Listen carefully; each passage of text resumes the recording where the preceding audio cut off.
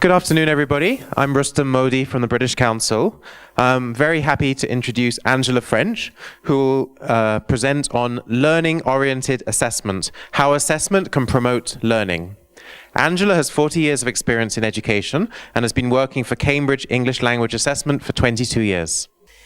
Before I begin, we were talking about my name, and it isn't a misspelling. What you have to appreciate is that in the west coast of Ireland, they have a sense of humour. And it's actually an Irish name from the west coast of Ireland, and there are two small F's at the beginning of French. And if you think about the Gothic capital F, you'll see that it looks like two small F's. So that's just for clarity, it isn't a misspelling. Thank you very much. I'm sure you've all had 2 quite full days, so it's really very nice to see you at the end of the second day. What I'd like to do before I begin is just to get a sense of who's in the audience, because this talk may or may not be for you. So let me find out how many of you are teachers and how many of you as teachers are interested in research. Okay, so this is actually a piece of research that's been going on. So it's quite an academic presentation. But there are applications and implications for teachers. It's also interesting that earlier today I was earwigging a conversation with a young, very enthusiastic student.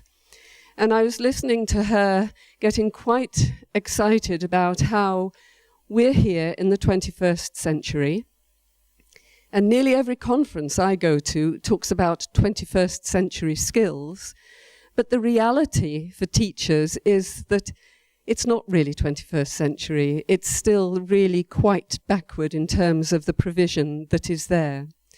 So this presentation is actually still looking forward. I may make no excuses about it is for the future, but it is to help people in the future to have a better understanding of how they can integrate learning with assessment. So bear in mind it is for the future, but this is the work that's going on at the moment.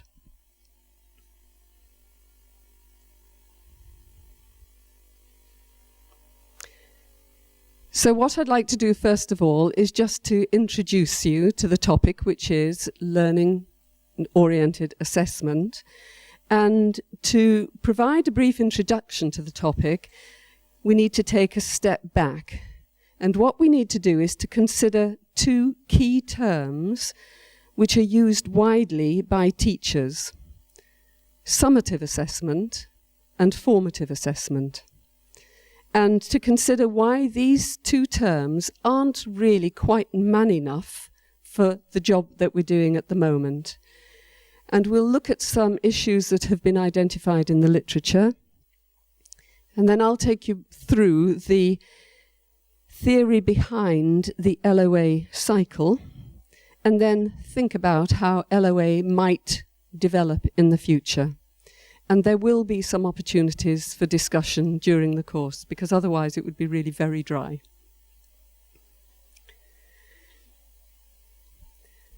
So let's start with you having a bit of a discussion.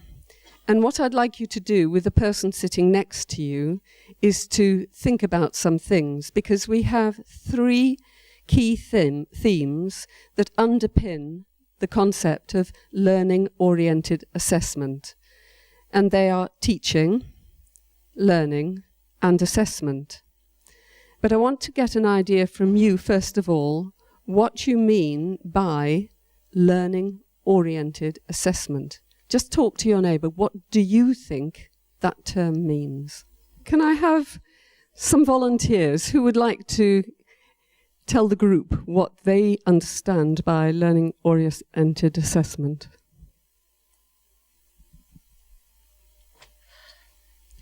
Thank you very much. My understanding, or our understanding of the term, learning-oriented assessment, is a kind of formative assessment, the purpose of which being to diagnose learning difficulties of learners and then use the feedback to feed into the teaching, so that in the process you are diagnosing difficulties that may be on the way of the learners with a view to removing them so that the learners can progress. And so it becomes learning oriented, not just using assessment to label fail or pass, as is the case in most classrooms. Thank you. Did anybody have anything different from that? Okay.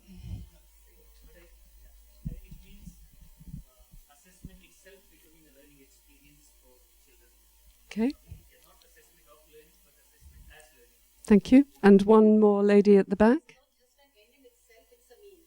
Thank you. I think you've all been part of this before. Have you followed this before? Very good answers. Very, very nice answers from all three. And that leads us on very nicely to what we're going to be talking about. May I ask a question here, or is there time for a There is time at the end. So connected to what we're doing now? Can I just pop it and you decide and we can answer it now or later? I think I would prefer, if you don't mind, if you hold it and we have all of the questions at the end, because there will be time for that at the end. So this is a new label, but where does it come from and where does it sit within our concept of the moment of assessment? So when the team back in Cambridge was first invited to look at this particular concept, they were asking colleagues what they thought about it. And the particular response that came back was, well, it's a sort of formative assessment. And the colleagues began to think, the people who were involved in the development, that what people were doing was building some sort of meaning from the term LOA and attempting to locate LOA alongside these two popular concepts, formative assessment and summative assessment.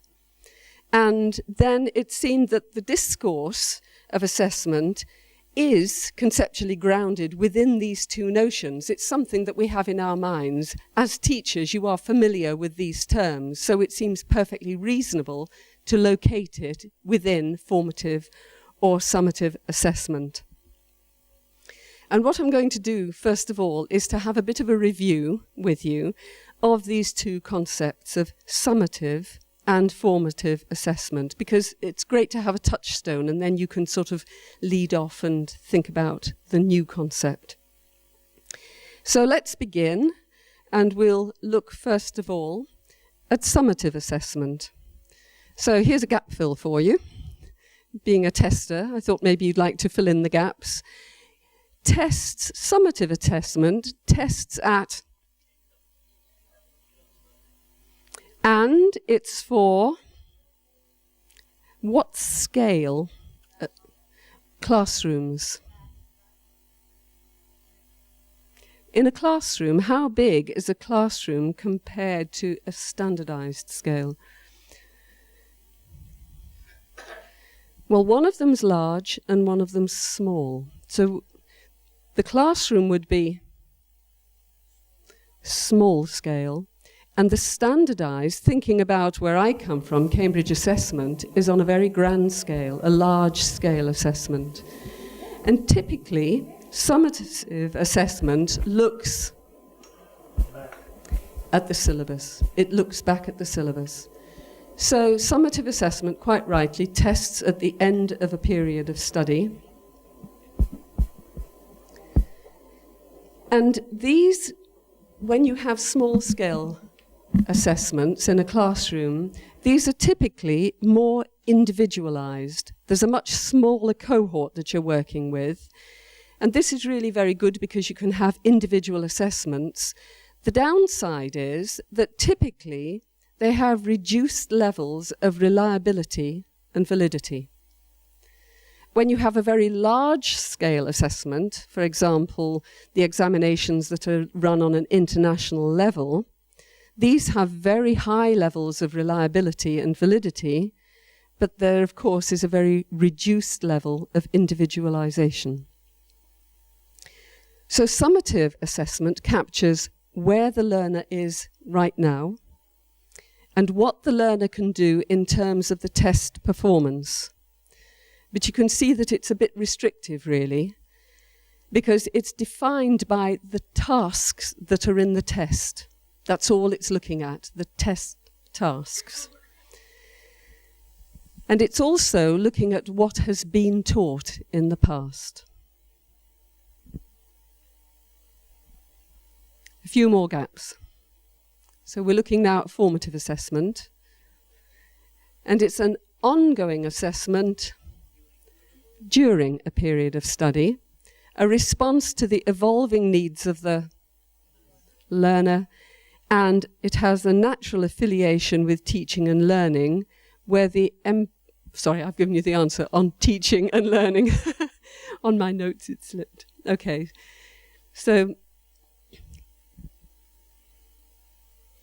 here what we have with formative assessment, as the lady at the front said, really it is something that takes place during a course of study.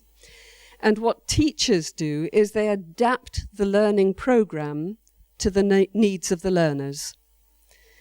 And they do this in response to learning objectives, and they use examples of classroom observations such as progress tests and continual assessment.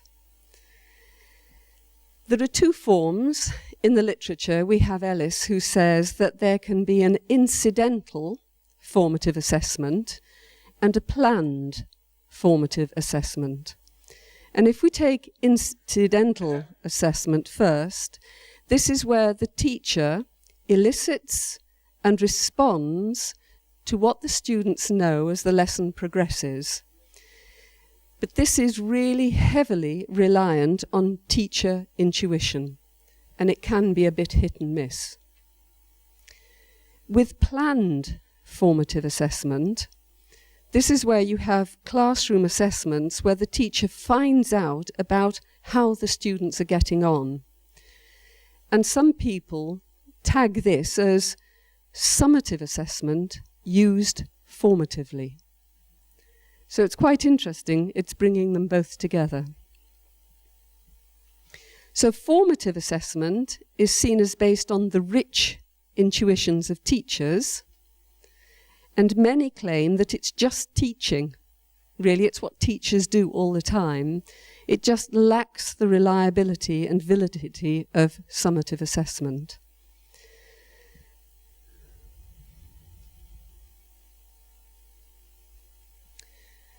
So, we're familiar with the terms summative and formative assessment, and they're useful for you as teachers, but they are distinctions that are problematic, and they are distinctions that have been questioned and disputed for over 30 years in the theoretical literature.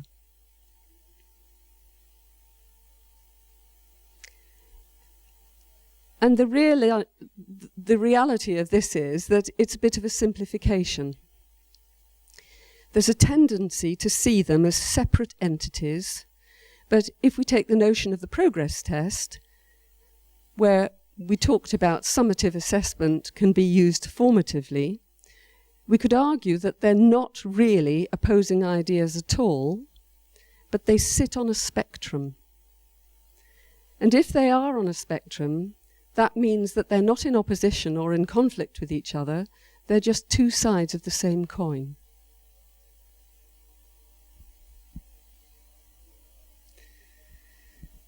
In the literature, Newton questions whether this distinction is meaningful at all. And he suggests that instead of focusing on the nature of the assessment, we need to be thinking about the purpose and the use to which the assessment is put.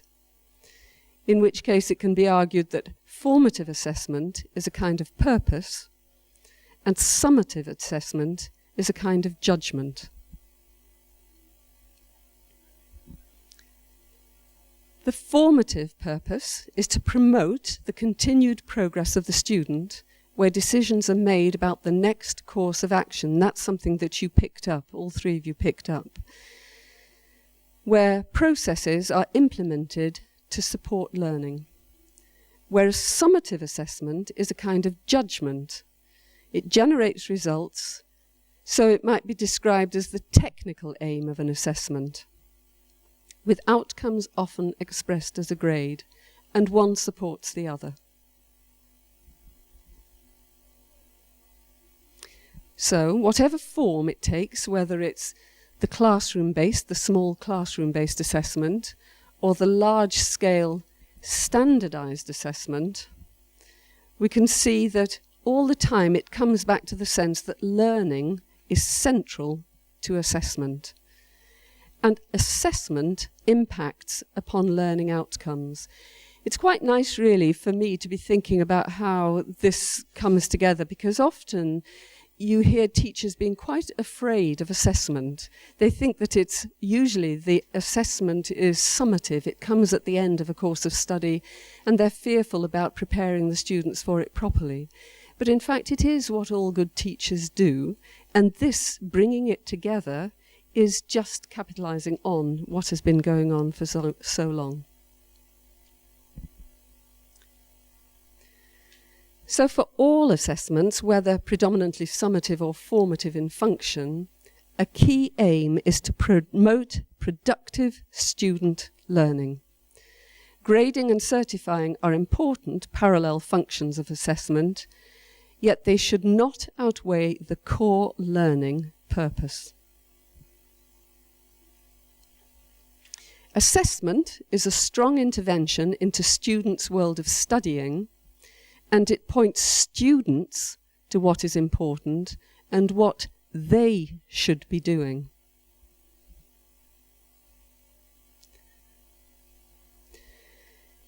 Bood, in the literature, talks of the double duty of assessment, which is that assessment is about grading just as about learning, and it's also about standardization just as it's about individualization.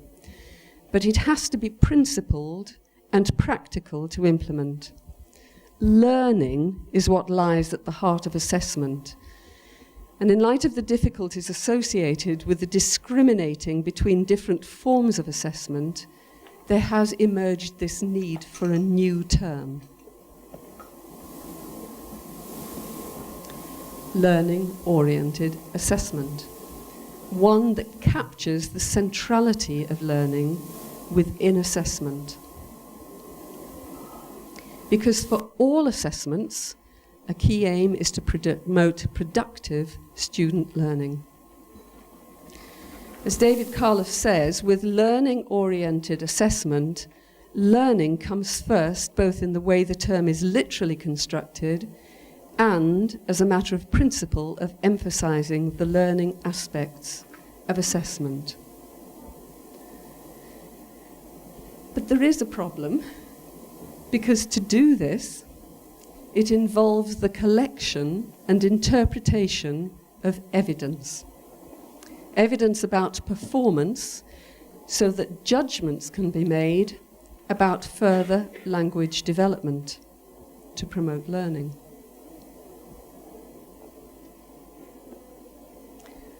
So how is this achieved?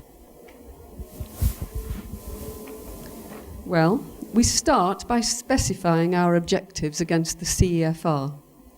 So say you're teaching a class that's working towards A2 level on the CFR. You'd use the A2 level descriptors to draw up your learning objectives for your course. And the course would then be delivered in the classroom.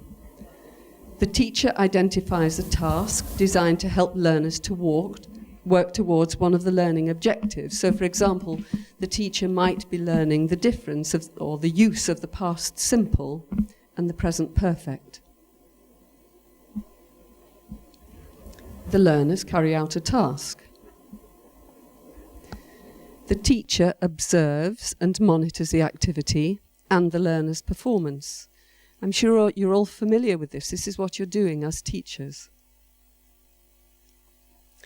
The teacher then interprets the learner's responses, and in doing that picks up, for example, that learner A has not conceptualized the distinction in meaning between the past simple and the present perfect, whereas learner B has conceptually grasped the difference, but in practice is inconsistent in selecting the correct form and tense.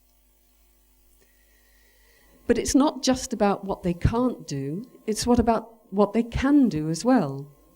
So learner C, on the other hand, is starting to use the present perfect and the past simple with a degree of consistency. So within the same class, 3 different types of progress made by the learners. As the teacher monitors, he or she makes an informal mental record about the student's task performance and their achievements in the lesson.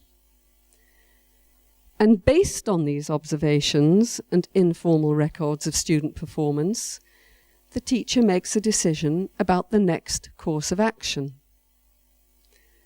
So, what range of decisions might these include? Bearing in mind that learner A hasn't conceptually grasped the distinction, learner B has grasped it but is inconsistent, and learner C has grasped it, got it, and is using it really quite well. So what we have to do is think about what range of decisions the teacher might make. And let me just give you a break from my voice and talk to the person next to you to think about, you've got 3 people in the class, what sort of decisions might these include for the teacher? Okay, can I come back to you now, please? Perhaps we do have a microphone? Anybody with any suggestions about? Lady at the back.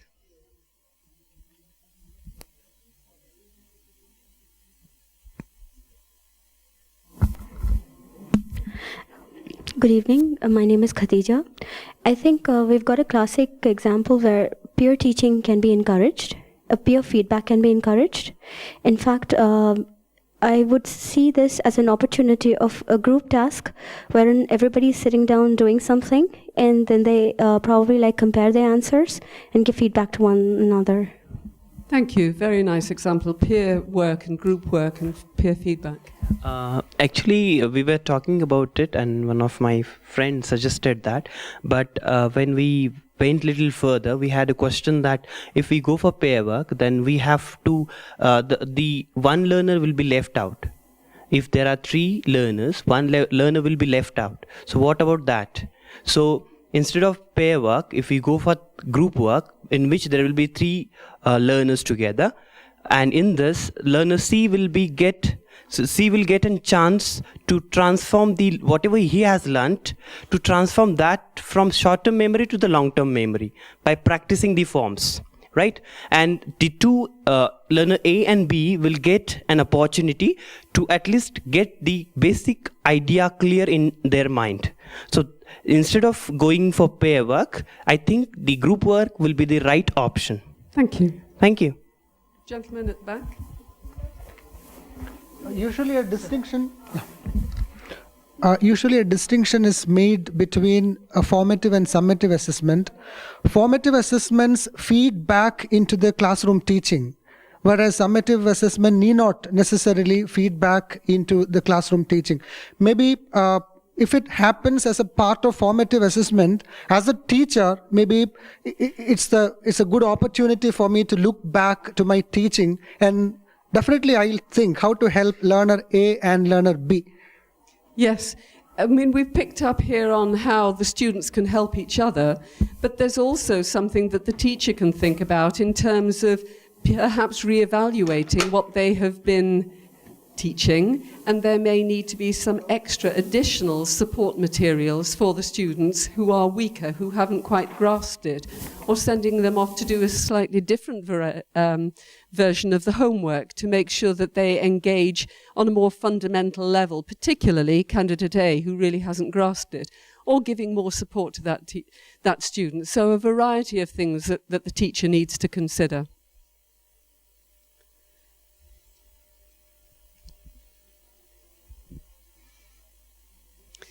So the teacher can give learners feedback on their performance and their progress, but it could also mean modifying the immediate learning objectives to optimize learning outcomes for the task. The teacher then uses these classroom observations and informal records to inform the next task. And so the familiar pedagogical cycle continues. As well as this, informal record keeping during the activity and after the lesson, the teacher may also keep a more structured record with information about the content and activities covered in class.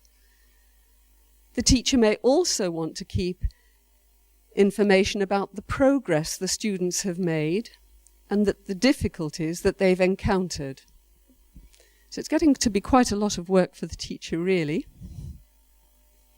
And the student record of achievement can be evaluated against the CFR, the course, and the learning objectives.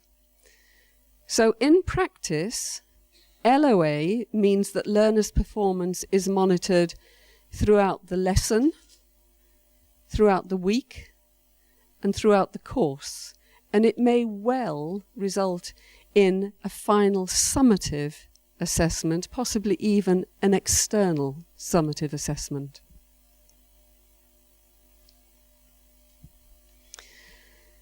At the same time, central to the concept of LOA is collecting and recording evidence. Evidence of the learner's performance, which can then be evaluated against the performance descriptors. And this raises a question to us, and that is, what do we actually mean when we talk about evidence? What counts as evidence of learning performance? So, let's just begin by thinking about how we might conceptualize this idea of evidence, first from an assessment and then from a learning perspective.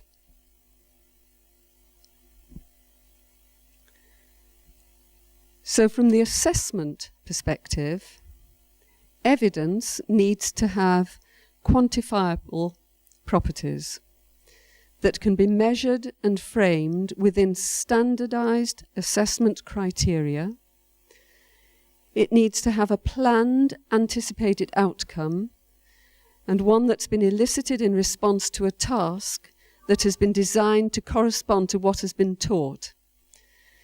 So that in a sense of assessment as an exam, there's a perceived sense of distance in time between the learning and the assessment. And assessment as an exam carries with it the promise of pass or fail.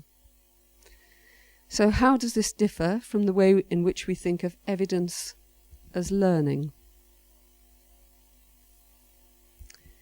In learning, evidence need not necessarily have quantifiable properties, as it does in the assessment arena. It can be framed by and mapped to individualized goals rather than the standardized goals of assessment. Examples of the same student's work can be compared to look for signs of progress. Evidence, particularly in class, can be a response to something someone says in conversation. So not deliberate, not planned, just incidental. And evidence that emerges from a teaching and learning activity is a response to what's being taught rather than what has been taught. So it throws light on the learner's current ability, their progress, and what they're ready to learn next, rather than passing or failing.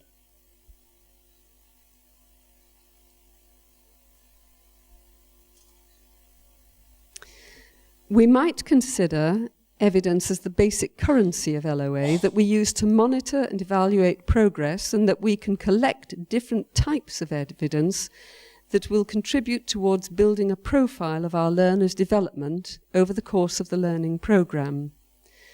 And what I'd like you to think about is the types of evidence of learners' performance that you think would be useful in assessing learning and progression. So I've got a statement here.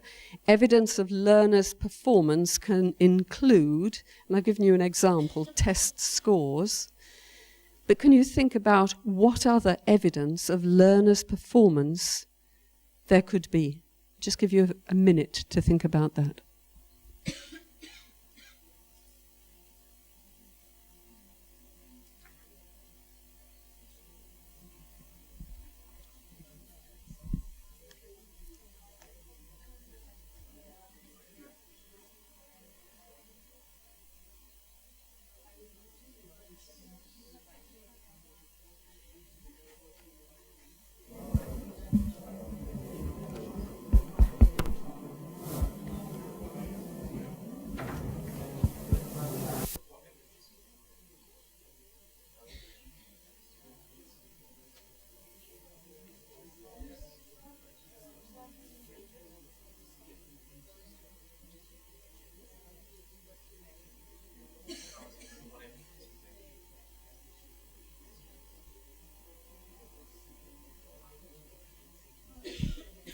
Okay, instead of handing the microphone round, I think if you could just put your hand up and shout, let's just have some examples of the sort of evidence that could be used.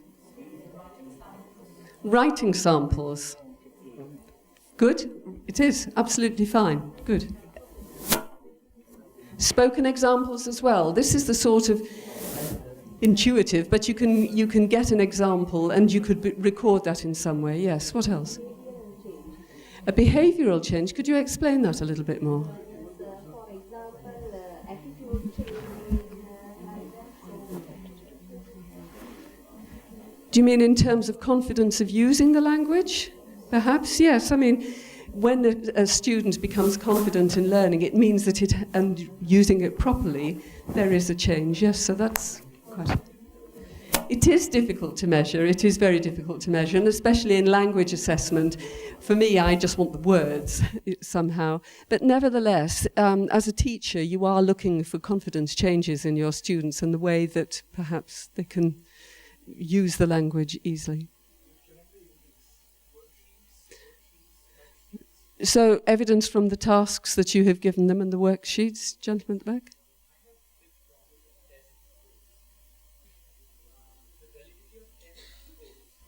Can be questioned. Thank you. Validity of the test scores can be questioned in terms of open-ended responses. For example, if it is an open-ended question, I may give 5 out of 10. Another rater may give 6 out of 10. Well, that depends, I suppose, on the nature of the question and the reliability of the training in terms of the assessment criteria.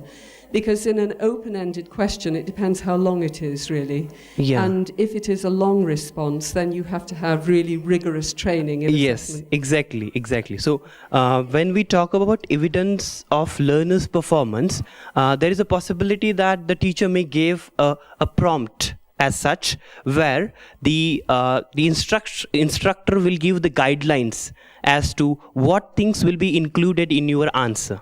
If it is an open-ended response, for instance, if it is open-ended response, the task that learners have to do will be the learners should include, should have, the answer sheet should have the tripartite structure. Well, I think you're picking on perfectly good things. I think the element that I would suggest is that you have to be sure of the testing types. Testing articles, testing items, the tests themselves, which is where I came in at the beginning, that the formative assessment by teachers is often based on intuition and less reliable. Not that there's not a place for it at all, but there has to be a place for improving one's understanding of what makes a good response or a bad response, depending on the sort of criteria that you have. Yeah. But yes, that is something that really has to be thought about. Thank you. Thank you.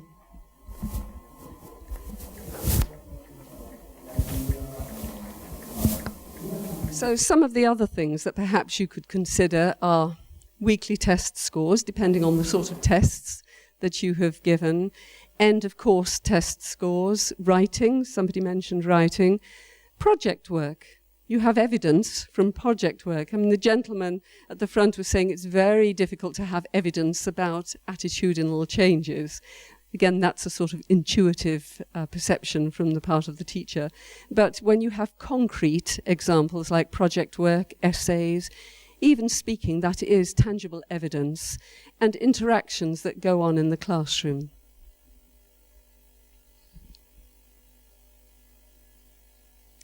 So I'm just going to go fairly quickly through the next few slides, but you might want to think about how often a teacher might typically test their students in class. These are just some things I'm going to give to you to raise awareness. If we had longer, I would get you to discuss it, but just think about how often it might be necessary to test, and where do the classroom tests come from? This is really, I suppose, the point the gentleman at the back was raising, the validity of the task, the reliability of these task items, and who develops and writes the classroom tests.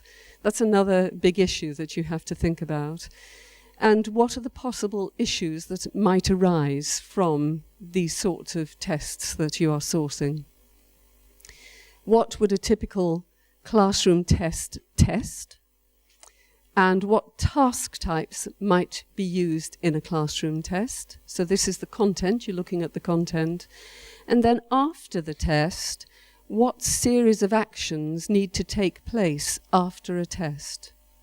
What type of feedback might be given? Because there's various types of feedback. It might be to the individual, or you might, as a result of going through the test, realize there's an issue that the whole class needs to have addressed. What might the teacher want to include in the feedback? And what are the types of issues that might emerge? I would like you to just spend a few minutes with the next question, though, looking at what features of the student's performance might the teacher monitor for and evaluate. And we've got here a lesson. The aim of it is to practice the continuous and simple past and the use of when and while. You've got some materials there, and you've got a situation. It's in the middle of the lesson, and the students have been introduced to the language structure and are engaged in a speaking, listening activity, telling a story. And the teacher's monitoring and evaluating. So what features of the student's performance in this particular situation do you think the teacher should be able to monitor for and evaluate?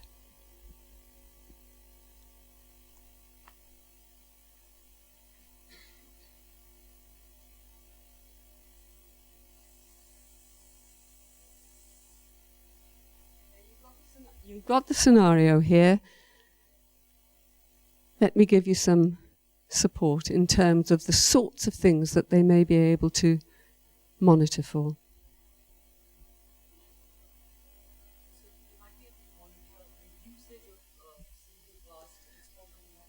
Yes, they can. The usage is one thing that they can do, the accuracy and how well they are using it. There's two things, really. They can be checking for the accuracy of the selection of the correct form and in using that particular tense. Also, the conceptual understanding that they really have understood what they're supposed to be doing. What about the task? What would they be able to evaluate from the task?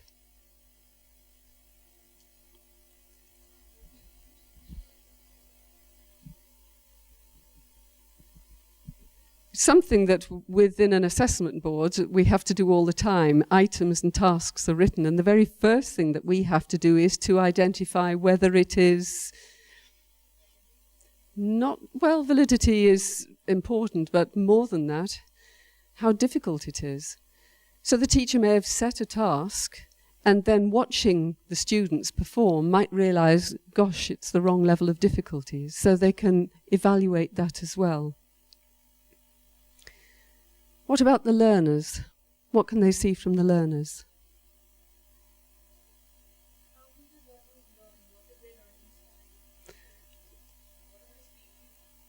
They can see what they're saying. It's a bit perhaps the learning style. I'm not sure how I'd be able to identify that particularly. Yes, the level of engagement, which would give you an indication about what with the students themselves.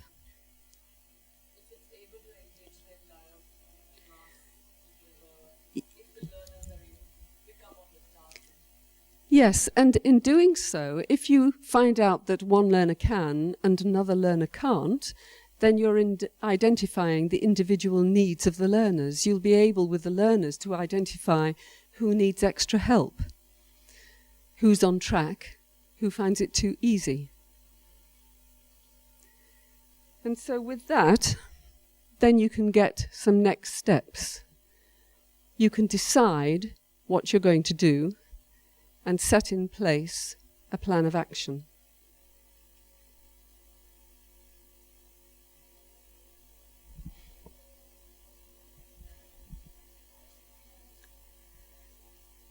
I was going to give you another discussion task, but I won't. But it is something that you need to think about, because you need to think about the sort of records that teachers can keep as well. And this, of course, makes it quite difficult because it becomes quite cumbersome for teachers. And this is where the future comes in, and LOA by design. So if we look at the technological model, you can see that it's basically the same as the diagram that we saw earlier. The teaching cycle begins, but within the cycle, there's a more systemized approach to the assessment of learners' development, and it's embedded in the form of mini e-assessments mediated by a learning management system. Now, if you remember, those of you who were here at the beginning, this is for the future. It's not necessarily for the classroom with a blackboard, but this is the future with mini e-assessments. And there are many places around the world who are definitely in a position to be introduced this type of system. The mini e-assessment stimulates an electronic record-keeping system on the learning management system. Students receive individualized feedback with recommendations directing them to support activities. And these might be in the form of remedial, development, or extension exercises, depending on their performance.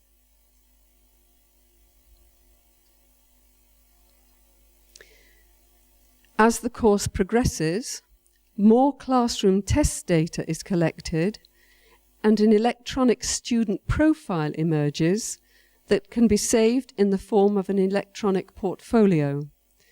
So now we're in a position where we're building a learning narrative about individual students.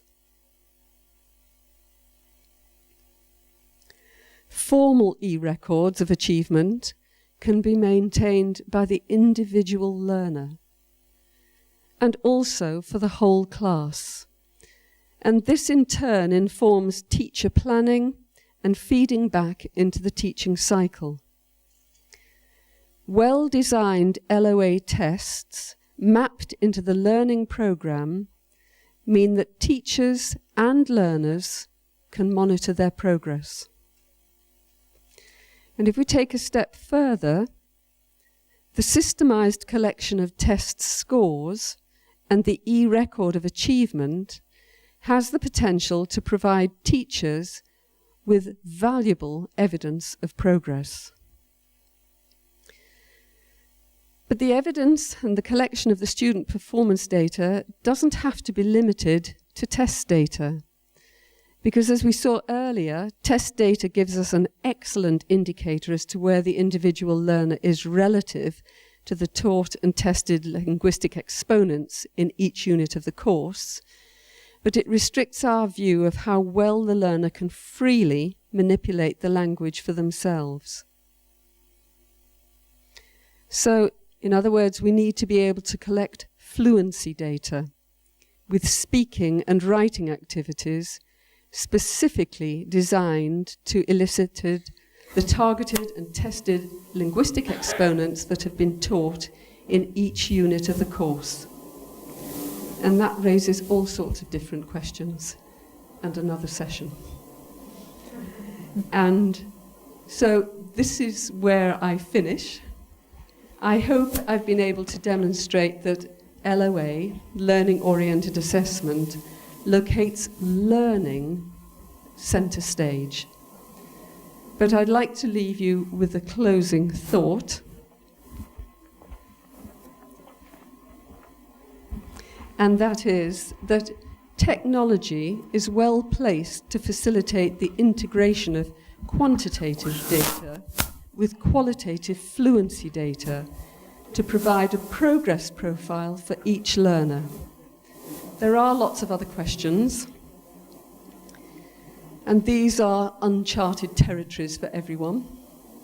But back in Cambridge, they are working very hard on getting this approach, because as I travel around India, very much I see that at the heart of the way forward is learner-oriented learning. Student learning is at the center. No longer is the teacher the person who imparts information, but is someone who is the facilitator of learning. And the other thing that I think is really important is that it doesn't matter how old the learner is, the learner can also take responsibility for their own learning. If you tell them what they're supposed to be learning and how they can do it, they can take that responsibility and are very keen to do it as well. So all of this, moving forward with the learning-oriented assessment model, gives them access to knowing how well they're doing and what they need to do next. It may be to go back and practice a bit more, or it may be to stretch themselves much more into the future. And so we have, I think, now 4 minutes for questions. I've just seen the 5-minute sign. There are links to further reading, and I'll leave those for you. But this is sort of reading for the future and learning for the future. So thank you.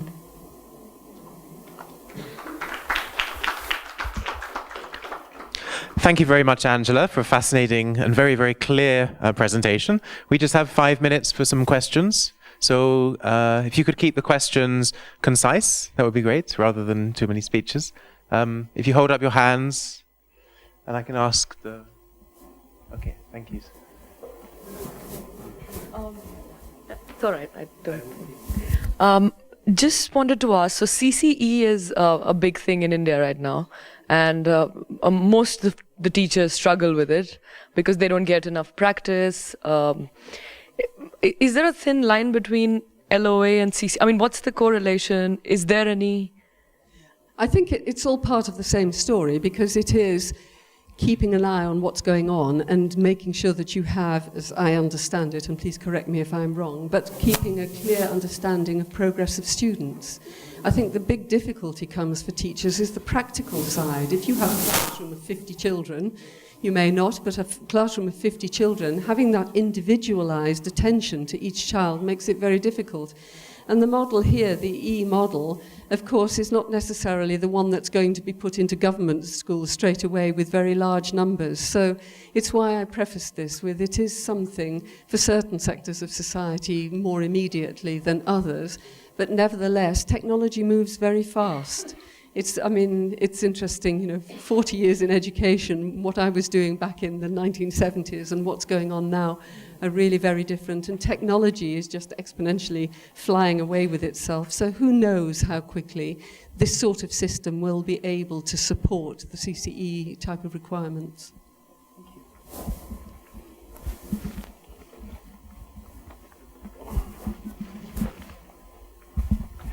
I belong to the Jesuit Education Association of South Asia, and we are concerned with assessment, both academic and behavioural. And our ideal is, at the higher standards, to work not just with teacher assessment, but self-assessment. And I think unless we have self-assessment, we're not really going to the root of the whole matter. Thank you. And that is something that can be part of the evidence. I mean, you can have within this type of system the students taking a very active part in their assessing their own situation. And this system supports that, it helps them, it gives them clarity, because at the moment students typically have quite a difficult job in determining how they are in comparison. They compare themselves with their fellow students, for example. But in fact, they need to be able to look at the learning objectives and assess how well they have done against the learning objectives. And in terms of evidence, that could be, you could build into the system a self-assessment section for that as well.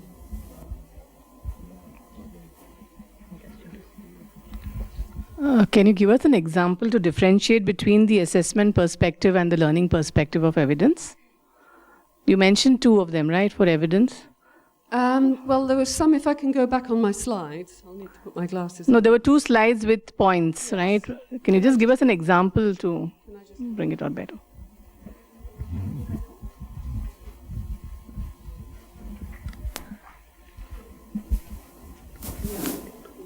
So we have this one.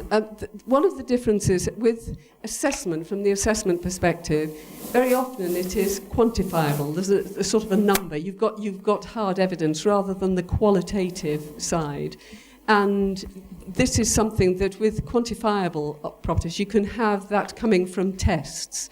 Whereas if we go on to the next one, the learning perspective, they need not be quantifiable. It was the sort of things that we were talking about earlier with speech samples and so on. You can still have evidence from what the students are doing in the classroom rather than a speaking test that's been assessed by somebody else.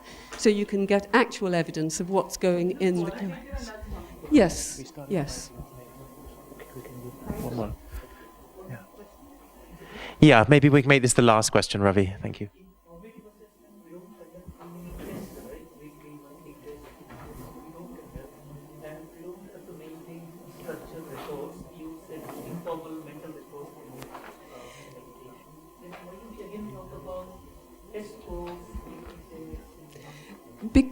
I think there's, the perception of formative assessment is something that you are testing to formulate an idea of what you're going to do next.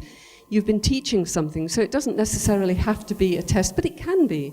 So, for example, if you've been teaching the difference or the use of the present, the past perfect and the simple past, you may want to give a little test. It's just an exercise. An exercise in a course book is in effect a test.